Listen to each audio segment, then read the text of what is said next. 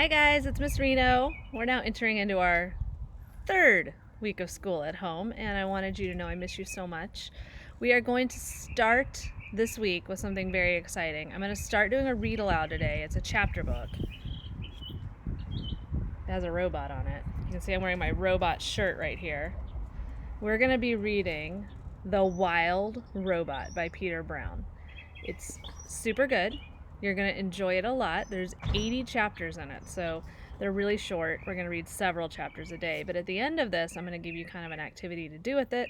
So I really want to make sure that you're reading it and pay attention, and I'm videoing these so that you can go back and listen to parts that you may have missed or chapters that you thought were really good.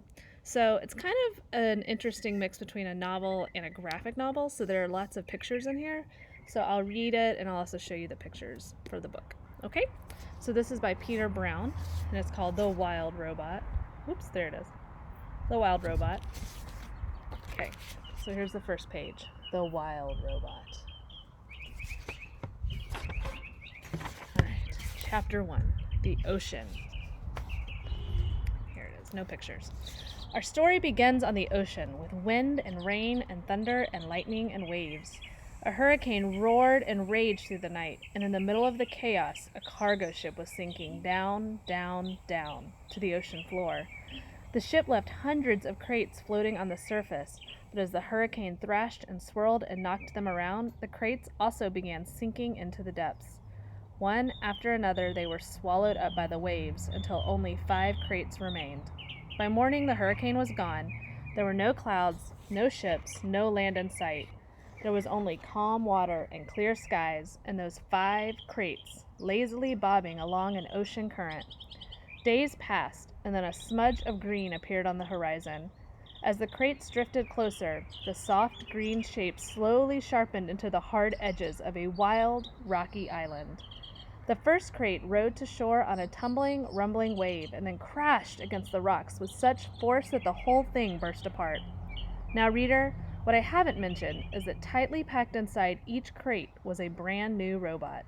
The cargo ship had been transporting hundreds of them before it swept up in the storm. Now only 5 robots were left. Actually, only 4 were left, because when that first crate crashed against the rocks, the robot inside shattered to pieces. The same thing happened to the next crate.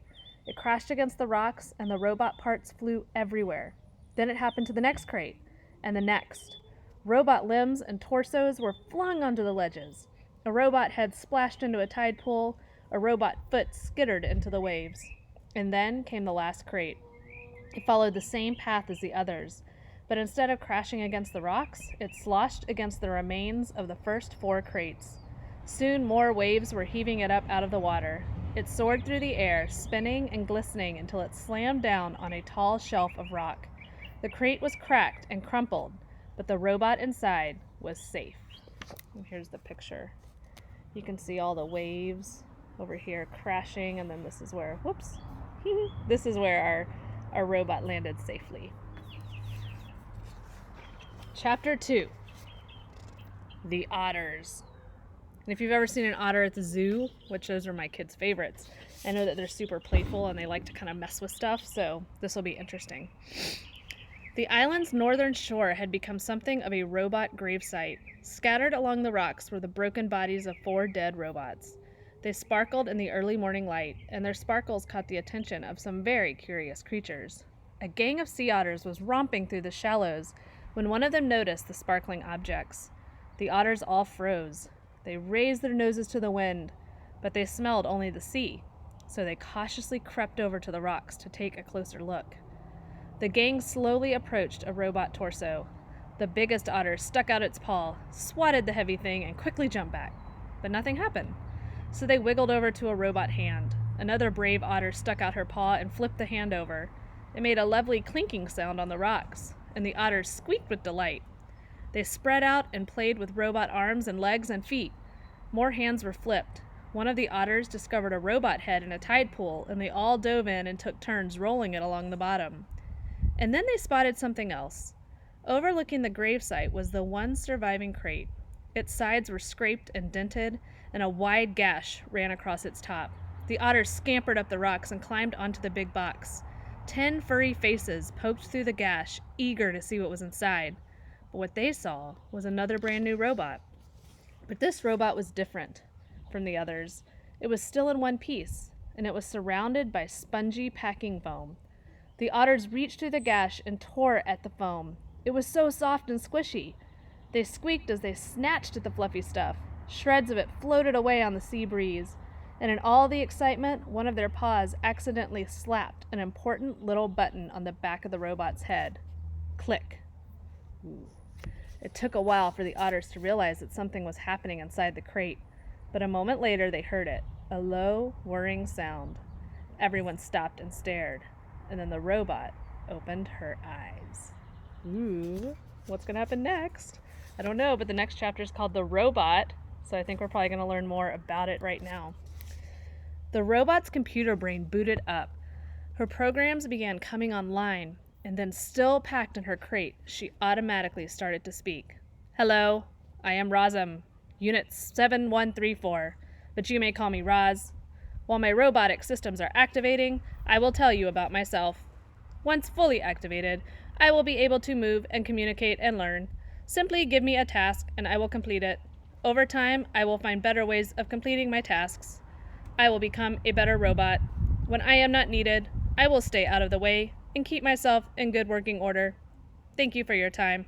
I am now fully activated. Crazy. The robot hatches.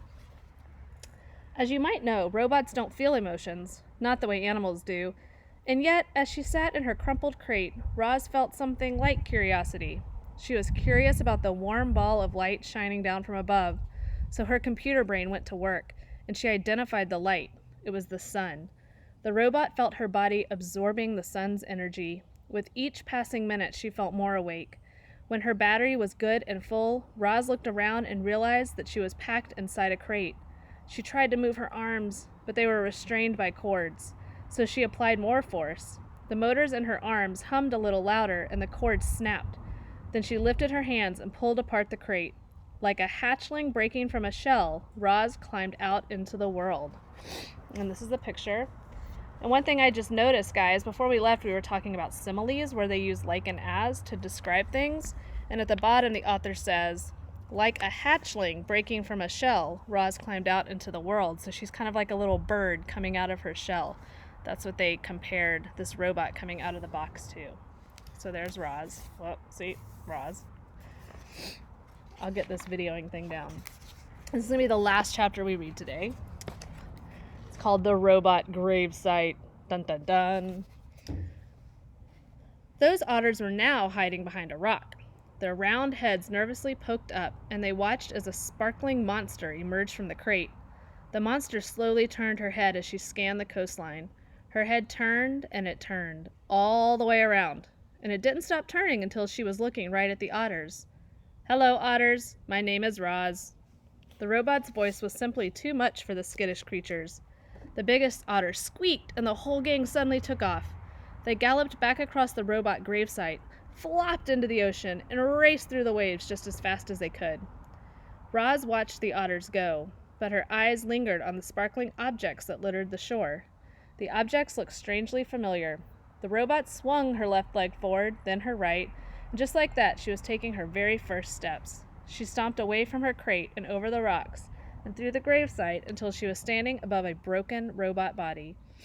She leaned in and noticed the word Rosam, lightly etched on the torso. She noticed the same word on all the torsos, including her own. Roz continued exploring the gravesite until a playful little ocean wave washed over the rocks. She automatically stepped away from it. Then a bigger wave sloshed toward her, and she stepped away again. Then a gigantic wave crashed over the rocks and engulfed the entire gravesite. Heavy water pounded against her body and knocked her to the ground, and her damage sensors flared for the first time. A moment later, the wave was gone, and Roz lay there, dripping and dented and surrounded by dead robots. Roz could feel her survival instincts, the part of her computer brain that made her want to avoid danger and take care of herself so she could continue functioning properly. Her instincts were urging her to move away from the ocean. She carefully got to her feet and saw that High above the shore, the land was bursting with trees and grasses and flowers. It looked lush and safe up there. It looked like a much better place for our robot. She had just one problem. To get up there, she would have to climb the sea cliffs. So our next chapter is called The Climb, and we're going to read that chapter tomorrow. So I will have a Flipgrid question for you.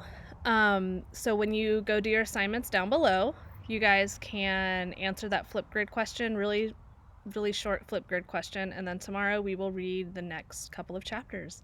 I hope you're as excited about the wild robot as I am, and I will see you guys tomorrow. Have a great day. Bye.